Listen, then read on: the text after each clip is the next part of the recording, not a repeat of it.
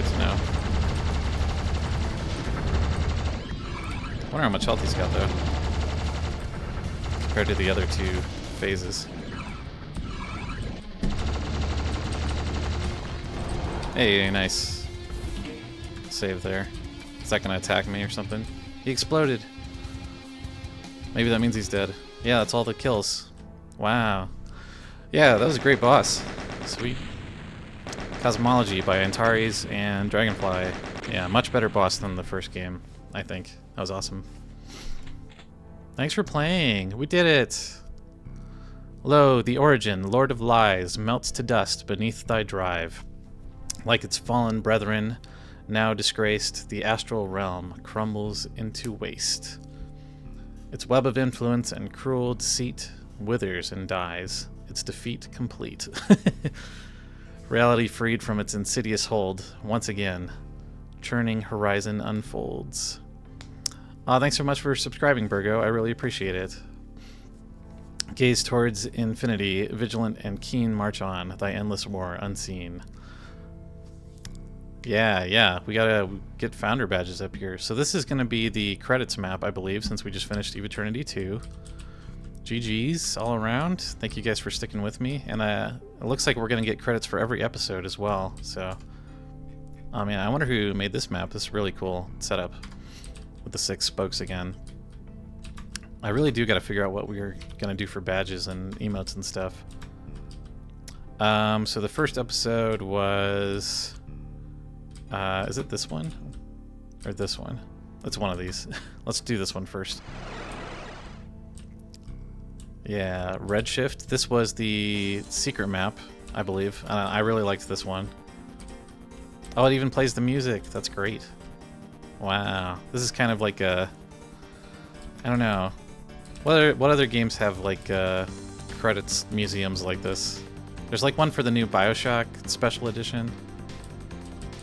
BioShock remasters. Yeah, this map was awesome. Yeah, so this is the first episode. So this is Elysium, where we started. Oh yeah, the music changes whenever you get next to one of these screens. And they're like... I don't know what these are. They're like projected screenshots or something. Huh. If we go through it... Oh yeah, it's like on a curved background, though. That's really cool. How they did these. Because they feel kind of like...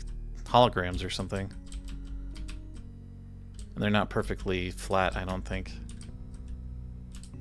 Very cool. Very cool start map, of course. Yeah, and we are going to talk through all of these and see if I remember anything, I think. Because we definitely owe it to the creators of this megawad, and Dragonfly especially, and Tristan and Jimmy put so much work into this, it seems like. Vestige. Maybe we'll listen to every track a little bit. See if I can remember anything specific. I do like this map. It's like more of a puzzle maze that you have to figure out where the ending is. Kind of running around the edges of things, doing a lot of platforming, as you can see from those like pillars there. I really like the skybox in these maps. What else? This is Sonder. This map. This is kind of like where I stopped when I first attempted this megawad, and then I came back to it, and it's like one of the longer maps in the first episode, but it's really good, I think. And the pink egg things don't really ever come back until the very end in that secret map. But I was kind of expecting them to be in more maps, honestly, because I thought it was a cool mechanic where you have to destroy the eggs, and then that makes other things happen in other parts of the map. I mean, they basically just act like shoot switches or something, but I thought they were really creative. And yeah, I hope they kind of use that more in future maps as well. Engulfed. I don't remember much about this map other than there being like a lot of monsters for early on. And we were running around on the dark lake and everything. I think the layout was kind of confusing on this one. But still a good map for sure. All these tracks are great. Can't say enough good things about the soundtrack. And then Departure. Oh yeah, we had to fight like 2 cyber demons, and there were 2 cyber demons in that little temple thing that appear at the end. And yeah, what I really liked about this map was the holes in the sky where the skybox changed, and that kind of gave you a hint that like something was changing about this area that you'd been through.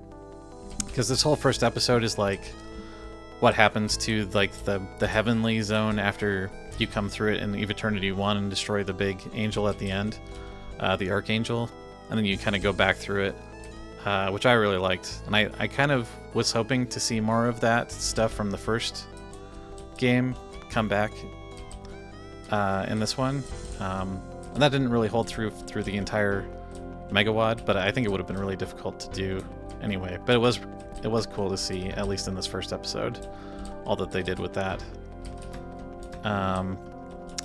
So yeah, that was all of them. Again, a really great secret map, and this is where we first got to use the perforator, which was awesome. So honestly, if you play any maps from this megawad, I would definitely play Redshift.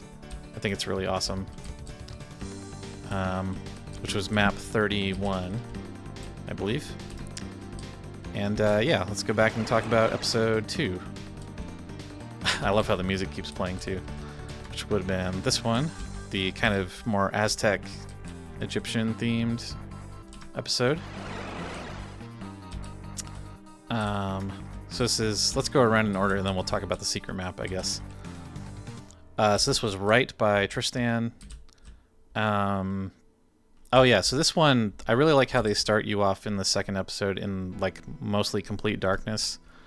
It's totally different. And this is the one where we figured out that we had to change renderers, because if you come into this map with the software renderer, then at least in GZ Doom, it doesn't render the darkness correctly. So then we switched to hardware accelerated and it fixed it. And then I switched to DSDA Doom after this episode, so yeah, really good map, really unique, I think, in the megawad. It's one of the only ones where you're going through and it's on the darker side and more of a puzzle to solve. So this one really stands out, I think. And Sovereign, at least when we got into it at the beginning, I thought it felt really big, and then like the more I think about it, I think it's just, it feels really big when you get into it, and then the layout is pretty simple. Some cool secrets in here to find, some larger fights. Nothing like really too unique about it, I guess, other than it's like this aesthetic doesn't really show up anywhere else in the megawad, which I thought was cool. And yeah, this is one of the only DM Phobos maps, I think, right? Yeah. Oblation by Bree. What was this one? Huh. You know, I really don't remember this map too well, honestly. It was just kind of surprising. Kind of wish we could like walk through the picture and go right to that map. We could just like warp there, but yeah, I guess one of the more forgettable maps in the WAD. I do think it was tough. And then Quetzalcoatl by Dragonfly. Again, this was a tough map with some cool secrets where I think we were like dropping off the edges of these fences and things. A big key hunt. And Incinerate. This is a really, really tough map. Even on Hurt Me Plenty. If you come here with the perforator, I guess, is what we discussed earlier, that this gets a lot easier with the robot Mancubi on the platforms, but this like triangle shape, and then there's just so many enemies and hit scanners at the end that it makes it really, really difficult. But a good culmination of the first episode, I think. Just a really big difficulty spike. And then Charge, I think, is awesome. Again, this all the secret maps in this WAD really rock, but Charge is one of my favorites. That's cool that you can see the secret exit down there too, where you start. But yeah, this giant bridge and the power plant theme and the MIDI going through all the way through it, and the secrets where you go into like the control room and you can see the screenshots of all the other episodes. and the golden cacodemon and like the big door coming down with the Portal 2 reference. I really distinctly remember that rocket jump I kept trying to get, and you don't even need to do, but yeah, this map was awesome too. Really big fight at the end. Yeah, I think this is one of the must-play maps in the WoD as well, for sure. And even though it has like about 2,000 monsters, it didn't really feel that long. It took like an hour and 15 minutes, I think. But it was definitely worth the time spent on it. It didn't really feel that long. So yeah, that was episode 2. It's not my favorite episode, I don't think. I think it has some of like the weaker theming, actually, but some of the more unique ideas show up in episode 2 for sure. And then episode 3, it's more like this kind of industrial concrete stuff mixed in with the organic shapes in the rocks and the trees, which I still liked. I liked that there was more of a mix. Whereas in the snow episode, it's kind of all industrial buildings, but I like that we had more of a mix here. So Titan starts off with this really hard fight in like in a circle, and you're just fighting waves and waves of dudes coming at you in this really confined space, and that was a really big shock at the start of this episode. But the rest of the map is really not that bad. Kind of on the longer side, and I think this might be Guard Soul's only map in the WoD, but it's not a bad one. It's just a little different style than what we've seen from Dragonfly and some of the other mappers. Collapse I really liked. This is more of like a gimmick map that kind of opens up around you the further you go through it, and then at the end there's this massive horde of imps and a cyber demon that you can talofrag, I believe, at the end, which we figured out, and some cool secrets to find in there. Really straightforward map, but this is one of my favorites in terms of combat, I think. It doesn't have as memorable of theming, but it's plenty, like, it looks great still. Yeah, that was Collapse. Colossus by Dragonfly. This was a tough map too, with this really long room in the middle of everything that you're kind of moving up through the layers of things. Really big fights in this central corridor. You really have to fight for like every inch through this map too, and it feels like the Revenants can see you from basically anywhere. So yeah, this was a tough one to get through. Yeah, I wouldn't say this is one of my favorite maps, but it's a good one. Equanimity. So this was the map that has the secret exit. You can see that BFG on a secret there. I like how they're putting the secrets in the screenshots. And this has the like mini games that you do, and this is the only map like it, basically, where you're doing like the moving block puzzles and the like DDR sequence where you're moving a barrel along the walkway, the moving platforms, and yeah, those were really cool to see. I didn't really have a ton of patience for the moving block ones, but I thought the barrel moving along the moving streets was really cool. And that leads us into the secret map, which we'll get to. Rubicon. This is a really hard map. Really memorable though. I think this is the one I think about the most from this episode, actually. Especially the part, again, they're bringing back the darkness that you have to move through a lot in the inner spaces, and the room where you get teleported to, that's just like a prison with all the monsters, basically, with all like the cyber demon and the other stronger monsters held back by the lasers that you release, and they all kind of come out and fight you at the same time in a really confined space. I really like that sequence, even though it was really challenging. I think we died a lot there. Also, the flow of this map, I had some trouble with, like, figuring out where to go next was like my main complaint, I think, especially in the darkness. It was tough to figure out like where we were supposed to use the keys, especially, or like tough to remember. And that's kind of a complaint I have about a lot of the maps in this megawad, but I get that like with Doom, there's only so much you can do really. with pointing the player in the right direction. So some things I would have liked to see fixed in some maps, but yeah, I really like this one otherwise. And the secret map for this episode is Catalyst by Ball, whatever.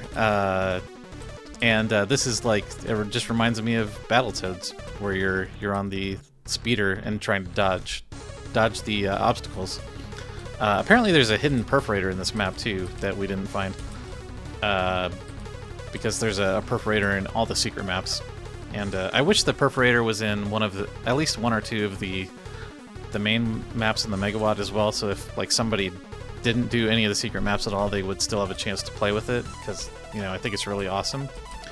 Yeah, this map I think is too challenging for me, but I'm glad it's there for people that want to do challenges like this, and it was cool to just kind of ride through and see all the work that's been done. Probably took a ton of time to build and figure out technically, so yeah, a lot of respect for that. And this is the only map like it in the WOD, so I think it's totally cool to put stuff like this in the secret part of your WOD, for sure. Yeah, and that was episode 3. Again, probably not my favorite episode, but still a good one. And then we come to the medieval episode. I kind of wish the episodes had names, honestly. That'd be kind of cool. And I really like this one because it's really kind of the bread and butter adventure style maps that you're kind of just like wandering through and exploring, and there's a lot of incidental monster combat, but not too many traps or gimmicks or things like that. It really is like good old-fashioned Doom 2 gameplay, which I don't know. I feel like I like a lot of the creativity in the other episodes as well, but I really enjoyed this one just for like the laid-back, chill style of everything. So this might be my favorite episode, honestly. This might be my favorite secret map too, Freya by Bree. But the first one is Barbican by Dragonfly, where you're just moving through this big castle. There's a lot of castles in this megawad, which I really liked. Yeah, all the medieval sprites and textures in this episode I think are really cool and really blend well together. Like I said when we were playing through it, it reminds me a lot of Daggerfall and other like old CRPGs. So, and the midis especially remind me of that stuff. So, yeah, I might be kind of biased, but this might be my favorite episode. Weirdly, maybe the first one I like a little better, but yeah. And I wouldn't say any of the maps in this episode, besides the secret map, are really all that great, but they are at a high enough level that I really enjoyed them. Perdita by Liberation. This might be Liberation's only map too. Again, it's not, I don't remember that many like spaces in it other than like the castle stuff, but still a fine map. It had kind of the like bard music going on, which I liked. Same kind of thing for Malaise by Ball. I thought this one had a little bit more of a confusing layout with all the stairways and the like long drops in the hallways, and I think it's mostly, you're mostly inside for this map, I think. I don't know, I still enjoyed it though. Spellbound by Dragonfly, also a good map. It's kind of like slowly revealing itself to you as you move through it as well, and you're like collecting keys to get into the big castle, which leads you into Dominion. And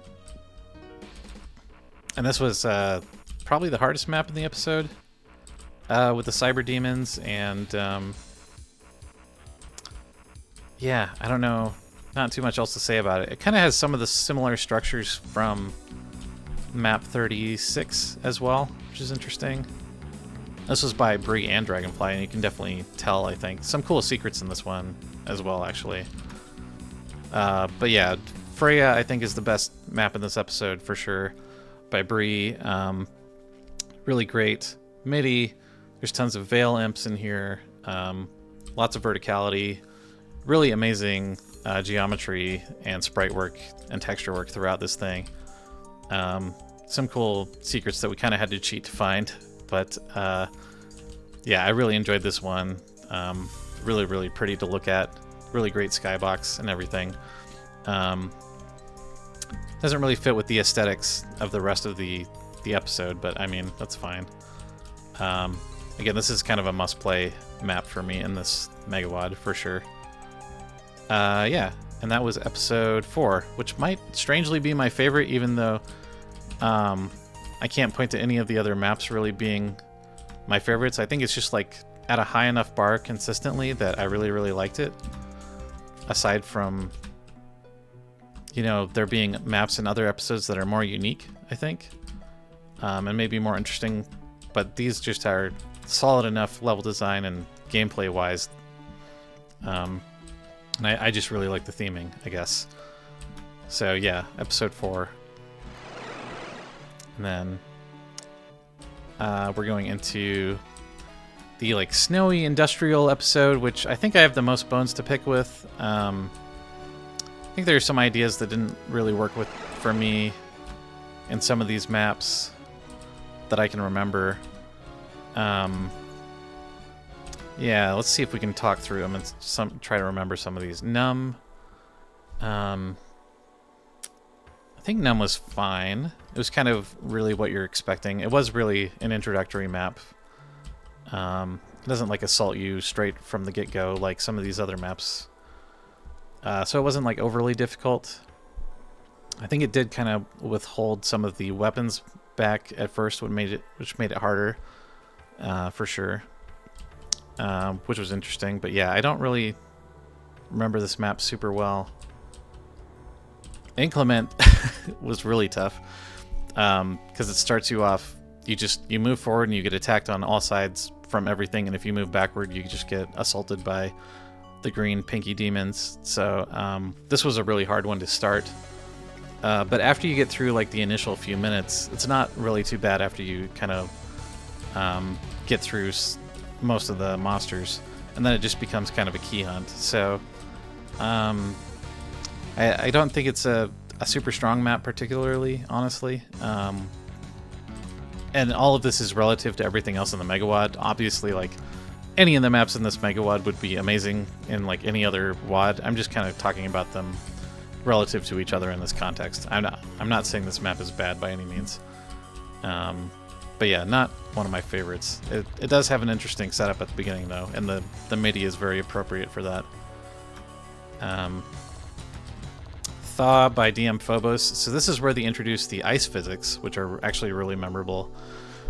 Yeah, I actually didn't really have too much of a problem with them. Maybe if we played on ultraviolence, it would bother me more. But the times that we died from the ice physics, I think were pretty deserved. It was just a little hard to get used to. But the monsters also are affected by it, which I think was really cool to see.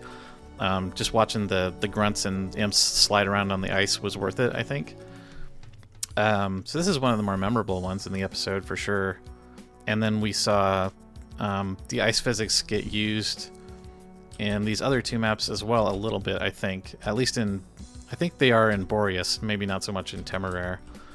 But I also really like how Temeraire, I think it's Temeraire and Thaw are kind of connected, because you go through spaces in Thaw that you can see from Temeraire and vice versa, even though you can't move, like you can't go to those spaces. But they're kind of connected that way, which I thought was really cool, and you don't really see elsewhere in the megawad that I noticed. So I really liked that connection. And this map, Temeraire, is super hard, and it has kind of the bullshit section with the cyber demons. There's like 30 cyber demons all shooting at you at once. You have to dodge all the rockets and get to a teleporter, and then what saves the map is that there's like the massive battleship, right? And then you activate the battleship guns, and they take out all the cyber demons on the hill at once, and you get that really satisfying conclusion. I think that's this map anyway. Yeah, because Boreas is the boss map. So I don't know. I didn't really think the gimmick paid off that well, but they definitely tried something unique here, and the battleship in this map looks amazing. You just have to see it if you play through this megawad. So definitely would recommend people play through this map, but just be ready for basically anything to happen at any time. There's also a secret BFG in this map, I think, that's supposed to make it a lot easier that we didn't pick up. But if you do find it, that should make things a lot better, I would say. But yeah, I had a really hard time getting through that one. And then Boreas introduces one of the boss monsters from whatever his name is from. I think he's from Hexen, which is an interesting boss monster. It's like kind of like an upgraded Archvile in some ways, because he spawns these ghosts that go and resurrect the other monsters, and he can also attack you, the wizard guy. And I don't know, I didn't really like this map as far as an introduction, actually. It felt like kind of too small, and it didn't really feel like we had time to figure out what the boss's mechanics were. We just kind of got assaulted all together at once. So if there'd been more of a slower introduction of this enemy, I think I would have liked it better. Because I didn't even realize that he was resurrecting monsters at first. So yeah, I think there could have been more done to make this more of an interesting fight. And I think he is used better in other maps later, and I'm glad that they didn't just leave him for this map and that was it. But yeah, not my favorite end to an episode either. But yeah, Parallel kind of saves this episode for me, which is the map where you're moving back and forth between like different times and aesthetics, basically, of the same map, which reminds me of like Titanfall 2. And yeah, it's used really effectively. The map is not overly long or overly confusing, even though you're moving between different versions of the map on this like pink spaghetti texture, whatever it is. Yeah, I think it worked really well, and for them to have built like 3 or 4 versions of the same map with different textures and everything is really impressive. How they got that all to work together really seamlessly, and the map didn't take like a long time to load or anything either. It just worked really well. It seemed like it was really well optimized. The fights weren't overly hard or anything. Yeah, it was just a really well done kind of gimmick map, and I would love to see more of this kind of stuff going forward in other Dragonfly or other people's maps. So yeah, all the secret maps in this water bangers, and this one you should absolutely play to see something really unique done in Doom.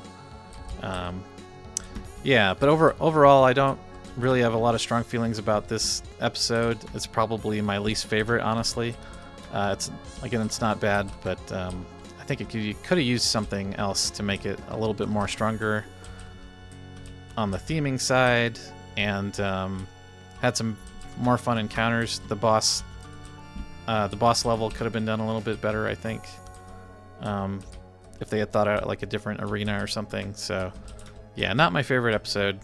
Not bad by any means, but if I was going to play through this again and skip any of them, I would probably skip this episode. Yeah. And then we're going to go to episode 6, which again has kind of a controversial first map here. With what's the first one? Is it Maelstrom? No, this is the end. This is the secret map, so this must be, yeah, Myriad is the first one. And yeah, wow, a lot of people worked on this one, and there must have been so much work that went into this as well. And I did not finish it, if you're wondering, and if you've played through this megawad. And this is like a tricks and traps map, like times a million, because with those 6 different trials that you go through. And I still haven't watched somebody play through this map, so I'm not going to comment on it too much, other than like most of these challenges are kind of beyond me, or at least they really seem that way from the few times that we tried them. We did finish the one where you have to not make any noise around the cacos, or at least we finished it with God mode. And I thought that one was cool. I don't know. If I were doing this map, I would probably put it in the secret section, or I would at least like rebalance it so that it was on the easier side. But I don't know. Maybe a lot of people love this map, especially people that are way better at Doom than me.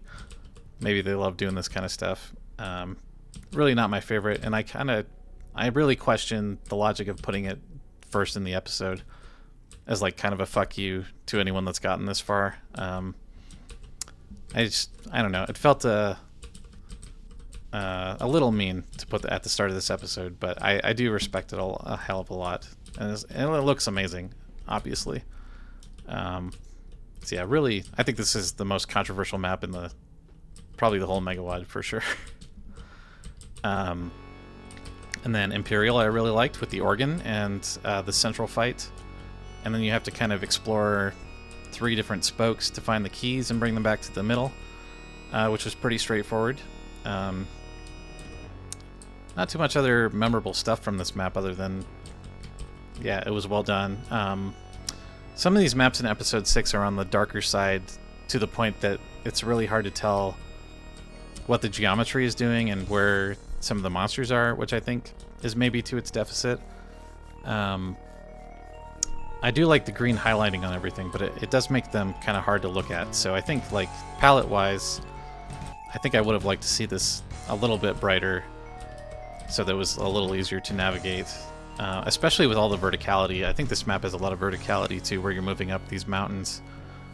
And it's just really hard to tell what's going on sometimes. But that goes for most of these maps. After image. Oh yeah, this is like the big switch map. And this is where we saw the boss monster brought back at the end. And honestly, I think he's used better here than in the introductory map in Boreas.